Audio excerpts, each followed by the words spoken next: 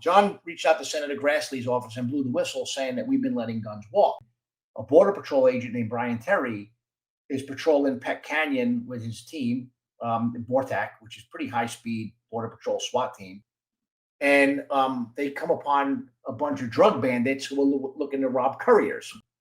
Brian gets shot in the back and killed. He bleeds out. One of the guns found at the scene is tied to that case with the numbers were going up and up and up. So I don't know still what's going on, but now I know people are starting to panic. Then all of a sudden, at another meeting, our special agent in charge, which is the head of the field division, a guy named Bill, comes in and tells us, hey, folks might want to be careful. John Dodson, who's one of the agents in that group, who I really didn't know, and what I knew of him, I didn't care for. John reached out to Senator Grassley's office and blew the whistle saying that we've been letting guns walk. We have not let guns walk. That's a lie. Are these people not stopping the cars? So I go home that night and I'm talking to my wife and I'm like, hey, I have a feeling that ATF let these guns ride off into the sunset. And the thing that blows my mind is all of those cases that we presented to the U.S. Attorney's Office that they wouldn't prosecute the trafficker. I said, I think I probably have to reach out to Senator Grassley's office and tell him that John's not full of shit.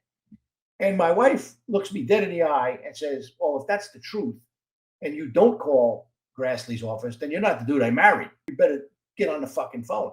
So the following morning, I wake up and I call. I remember the guy's name was Brian Downey. I say, hey, Brian, listen, I know that Eric Holder and DOJ and ATF are telling you that ATF doesn't walk guns and that John Dodson is a liar.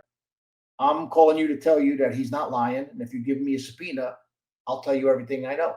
But the thing that blew my mind, brother, and I wound up getting subpoenaed and it turned to a 4-year ordeal. But think about this for a second. They declined legions of cases against firearm traffickers because the guns were in Mexico, right? In Operation Fast and Furious, those same prosecutors come up with a strategy to let the guns go to Mexico. It made no sense to me.